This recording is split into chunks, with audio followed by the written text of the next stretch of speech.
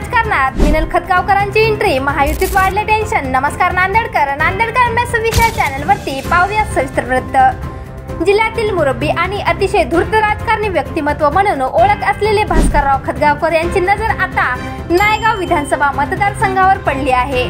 भाजप नेते श्रावण पाटील भिलवंडे यांच्या वाढदिवसानिमित्त आयोजित कार्यक्रमात तुम्ही नवरदेव ठरवा, मी आशीर्वाद द्यायला तयार आहे असे म्हणणारे माजी मंत्री भास्करराव पाटील खतगावकर स्वतःच्या सुनबाईसाठी नायगाव मतदारसंघात गुप्त मोर्चे बांधणी करत असल्याने ते कुणाचा गेम करणार अशी जोरदार चर्चा सुरू झाली असून दुसरीकडे महायुतीमधील टेन्शन ही वाढत आहे।